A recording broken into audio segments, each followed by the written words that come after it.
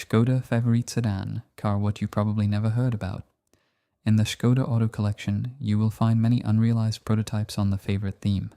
At that time, attempts were made to build almost anything on its modern basis. A 4-door sedan, a 3-door coupe, an extended ambulance or an open utility van trim. But let's start with today's car, the sedan.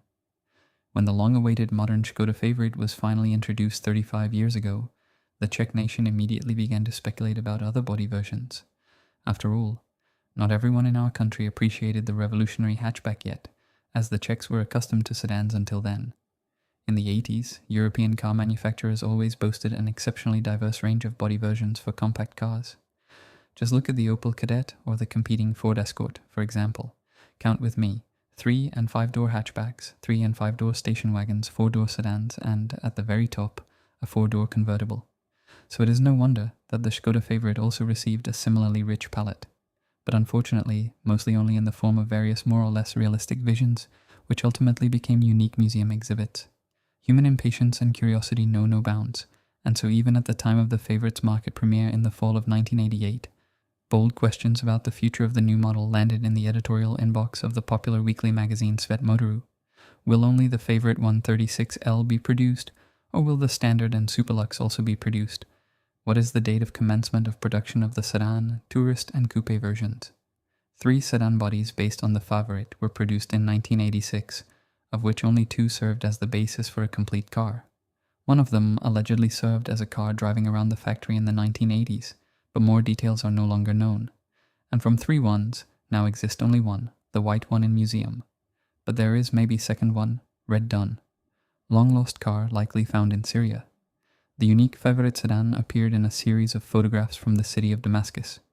Since the Mlada Boleslav car manufacturer never mass-produced the Favorit sedan, it is probably one of only 2 prototypes of this car built. It is said that it once served directly in the factory, but after the end of this service, its historical trace was lost. How it got to Syria, no one will probably find out. But this find is not 100% certain. The question is whether it is really the lost prototype. It is also possible that it is a sedan converted from the Favorit Combi, sold as the Foreman. Such cars were also created in the past and in the Middle East. Compared to the beige museum piece, the red Syrian one has a different rear design. The rear pillars of the body are different, and the trunk lid is also different. The original sedan was also built by Škoda from familiar foundations. The prototype of the 3-room Favorit in the mid-80s was based on a 5-door hatchback, with the rear section extended by 33 centimeters.